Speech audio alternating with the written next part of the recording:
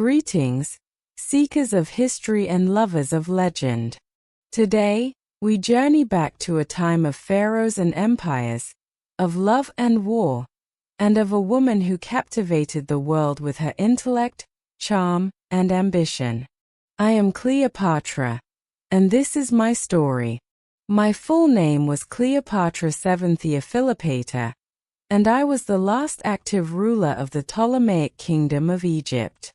Born in 69 BC, I was a direct descendant of Ptolemy Isota, one of Alexander the Great's generals.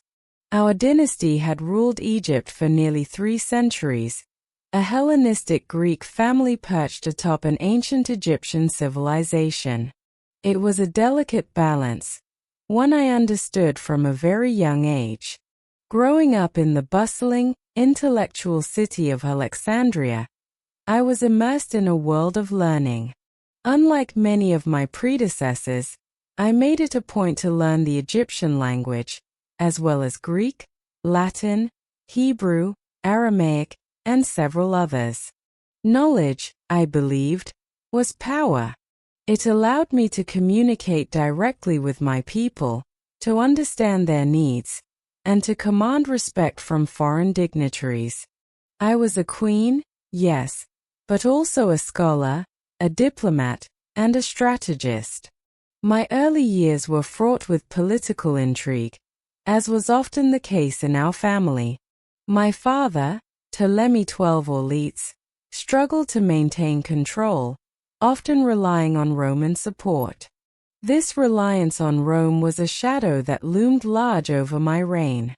In 51 BC, my father died, and I ascended to the throne alongside my younger brother, Ptolemy XIII, as was the tradition. I was 18, full of aspirations, and determined to restore Egypt to its former glory. However, my brother's advisors quickly turned him against me. I was forced to flee Alexandria, gathering an army of loyal supporters. It was during this period of exile that fate intervened, in the form of a Roman general named Julius Caesar. He arrived in Egypt, ostensibly to settle a dispute between me and my brother, but I knew he was a man of immense power, and an alliance with him could secure my throne. I famously had myself smuggled into his chambers rolled in a carpet, a dramatic entrance designed to capture his attention. And it worked. Caesar was captivated by my wit, my intelligence, and my ambition. We formed not just a political alliance, but a personal one. He helped me defeat my brother's forces, and I was reinstated as queen, now ruling alongside another younger brother, Ptolemy XIV. Our relationship bore a son, Caesar Ion, meaning Little Caesar. He was, in my eyes, the living embodiment of our 2 great powers united. I even journeyed to Rome with him and my brother, a controversial move that showcased my growing influence over the most powerful man in the world. I walked among the Romans as an equal, a queen, not a conquered ruler. But the sands of time shift quickly. Caesar's assassination in 44 BC plunged Rome into chaos and left me vulnerable. I returned to Egypt, consolidating my power once more, but knowing that the unstable Roman Republic would eventually come knocking again. And it did, in the form of Mark Antony, one of the triumvirs who now ruled Rome. Our first meeting in Tarsus was another calculated spectacle. I arrived on my royal barge, adorned with gold and purple sails, scented with exotic perfumes, and accompanied by musicians. I presented myself not just as a queen, but as a goddess, Aphrodite herself. Antony, a man known for his strength and military prowess, was utterly enchanted. Our love affair was legendary, a whirlwind of lavish feasts, intellectual debates, and shared ambitions. Antony saw in me not just a lover, but an equal, a strategic partner. Together, We envisioned a new empire, an Eastern power that could rival Rome.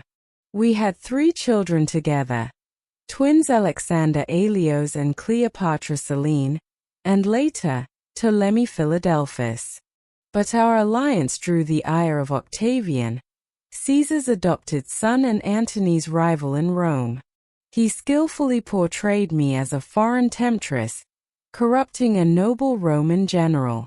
The propaganda war was fierce, painting me as a threat to Roman values and traditions. The stage was set for a final confrontation. The Battle of Actium in 31 BC was a disaster for us. Antony's fleet was outmaneuvered by Octavian's general, Agrippa, and in the confusion of battle, my ships retreated.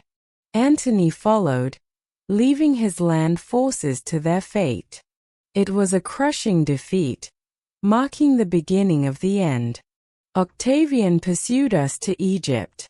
Antony, believing I had already taken my own life, fell on his sword, dying in my arms. The grief was immense, but I knew my capture was imminent. I attempted to negotiate with Octavian, hoping to secure my children's future, but it was clear he intended to parade me through Rome as a captive, a symbol of his triumph. I refused to give him that satisfaction. On August 12, 30 BC, I took my own life. The story goes that I used an asp, a venomous snake, to bite me, embracing the serpent as a symbol of eternal Egypt and of my own divinity. I died a queen, not a prisoner. My death marked the end of the Ptolemaic dynasty and the independent pharaonic rule in Egypt. Egypt became a Roman province, a vast granary feeding the empire. But my legacy, the serpent and the lotus, intertwined forever, lived on. I was a woman who dared to dream of an independent Egypt, a queen who captivated the most powerful men in the world, and a ruler who fought until her last breath.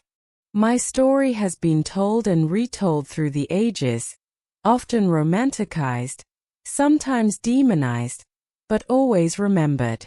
I was not just a queen, but a force of nature, a woman who defied expectations and left an indelible mark on history. Thank you for joining me on this journey through my life. May my story inspire you to embrace your own power, knowledge, and destiny. If this story has captivated you, make sure to subscribe to GeoHistory Hub and hit that notification button.